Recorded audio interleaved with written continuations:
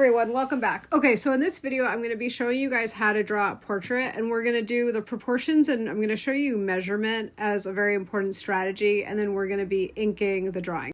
So the strategy that I actually like to use to get a really good likeness is to use the facial features as a good anchor. So I start with the eyes and nose instead of working all the way out and then having to figure out where exactly to put the facial features. I start by making sure that the eyes and the nose are in the correct positioning. And the way that I do that is I look for relationships in between those features. So here, for example, I'm looking at where the eye lines up with the side of the mouth, and that's helping me figure out where everything's supposed to go. And to know where things are supposed to go, I'm looking back at the photograph to see, okay, this is where the eye lines up with the mouth and things like that. And the other thing that I'm looking at really carefully are shapes. So for this mouth, it's really narrow at the sides, but then the lower lip is a lot thicker. So those are some of the things that I'm just trying to observe as I'm drawing and I'm looking back. I'm spending most of the time actually looking at the reference photograph and just a little bit of time looking back at my drawing. Now, the relationship between the bottom of the nose and the bottom of the lip is 1-to-1 with the bottom of the lip and the chin. And whenever I'm drawing a face, I'm just always planning that I'm going to have to make some like little changes and move things around as I go. So that's really common. So just whenever you're drawing a portrait, notice how light I'm keeping my lines. I'm basically like barely grazing the paper with my graphite. And the reason that that's so important, see how I'm using the side of the pencil? That's really important because if you're pressing down too hard, it's going to be really hard to erase. So I always recommend just pressing really lightly as you're getting everything in the right spot, because I will have a lot of times where I just have to like completely erase something and I'll move things around. So you don't want to get too, hard with the pencil too quickly. Now, the person that I'm drawing has a pretty squared jawline, so I'm just making sure that I get that correct. And then I stepped back from it and I noticed that the chin was a little bit too low. It just didn't quite look right. So there's a little bit of an element of like measurement, but then also just looking back at it and just sort of like asking yourself if it looks correct. So you're kind of always checking in with yourself to be sort of deciding if it looks right to you. Now for the neck, I'm looking at where it lines up with the eye as a gauge. And then the ear is generally placed between the bottom of the nose and the eye. But what you want to do is actually look at your photo to make sure that you're getting it just in the right spot. So in this case, you can see that it's aligned with the top of the eye, but that the bottom of the ear is slightly lower than the bottom of the nose. Okay, now we're going to go and look at the other ear. And that one is positioned actually a little bit lower than the nose also, just because of the way that the guy's head is slightly tilted. So these are the kind of things that even though you want to always remember, the ear goes in between the eye and the nose, you still want to be looking at your photograph to see where things are lining up. And what you can do is you can use like the actual facial features as a guide to figure out where things should go and where do they line up. And now I'm just going to plot in the other side of the neck right there. Okay, so now I'm adding pen. And so my goal for the pen is a couple things. First, what I want to use the pen for is to show the shadows and highlights. But I also want to use the pen to help show the fact that there's a structure underneath with the face and that there's a sense of three-dimensionalness of the face, right? So it's not just a flat face, but I want to be able to show that, like, say, the nose is protruding from the face. So I want to be using my lines to start to show those kinds of things and have there be a little bit more volume than having it be really flat. So those are sort of like the goals that I'm trying to achieve in starting with these lines. And when you're doing this sort of work, this is one of those things that it can look weird at first, but then as you keep going over it, it'll start to look better and better. So you just have to kind of be patient a little bit as you get going. Now, in terms of technique, what I want you to be thinking about when you do this kind of drawing is you want to be thinking about the direction of your line and the flow of your lines. And in a lot of my other videos, I've had the lines be longer, but in this one, I thought it would be just good to try something a little bit different. So if you'll notice here, the lines are really short. So that's another thing to think about is how long or short you're going to make your lines. In this case, I'm just trying shorter lines, but I'm still thinking about the direction. Now, this concept of direction is so important that I want to just go over it a little bit more. So when you think about the direction of line, the way to think about it is as if you're putting lines over the form to try to show the form and make it sort of like, think about, sometimes people will think about like a topographical map and the way that that's sort of like outlined to show form.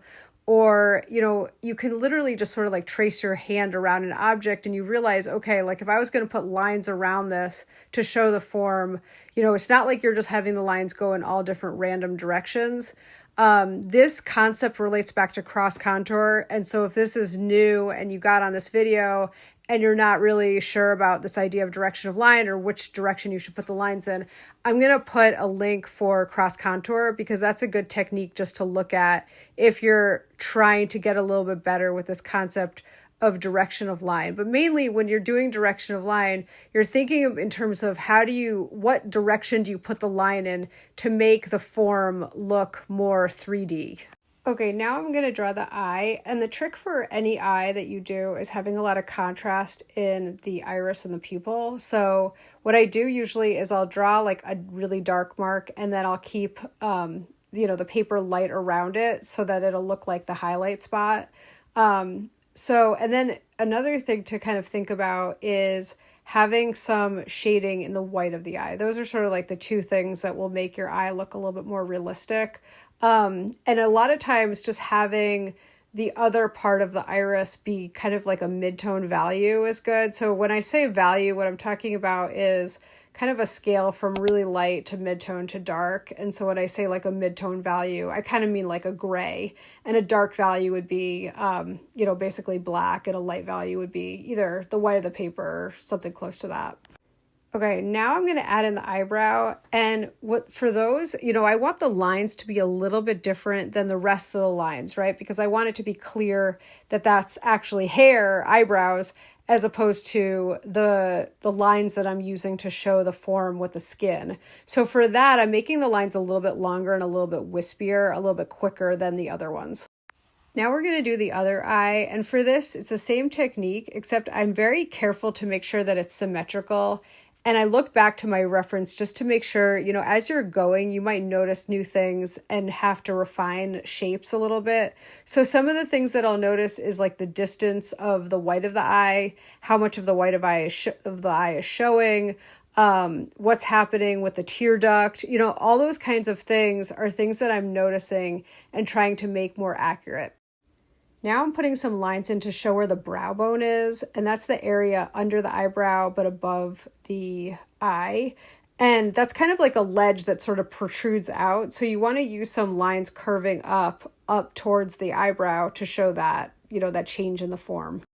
There's also a good amount of shading around the jaw, so I'm putting some diagonal lines to show that as well. Okay, so now we're going to draw the lip, and for that, what you want to focus on is the roundness of the lip, but also focus a lot on the area around the lip, which will give a little bit more lift to the lips, and it'll, through contrast, make the lips look like they protrude a little bit.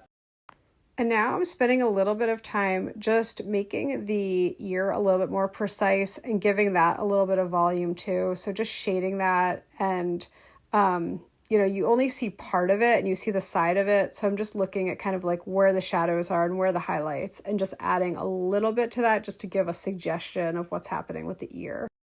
So one thing I'm trying not to do in this is overwork it, but I did want to go back around underneath the lips and add a little bit more contrast to that area just to make the lips a little bit more well-defined. And when you have dark area next to light area, it automatically creates some contrast that can make the drawing a little bit more visually interesting and make it look a little more 3D. So if you're interested, I created a free guide for drawing portraits, and I'll link that in the description on this video for anyone that doesn't already have that. Okay, so now I'm just working on the ear, and the ear is another one of those things that without it, it looks so weird, but then when you add in the ear, I feel like it starts to help the drawing kind of come along a little bit more. Ears I've always found to be kind of hard to draw because a lot of times when you're working from a photograph, you don't get enough detail, and a lot of times the focus, the ear is out of focus, so it kind of just it kind of merges together when you're looking at it. But if you can put in a little bit of detail, it actually really will help your portraits quite a bit. Okay, so lastly, I'm going around the chin. And again, as I'm going, I'm just kind of like thinking about that direction, right? So the chin, you want it to have that roundness that a chin has. So think about your lines, think about them going in sort of like almost like a circle to help show the roundness. So again, think back to the cross contour. If you've done cross contour before, that's a really good skill to refer back to. If you enjoyed this video, please subscribe and like the video and leave a comment. Let me know what you thought of this. And thanks again for watching, and I will see you soon. Bye.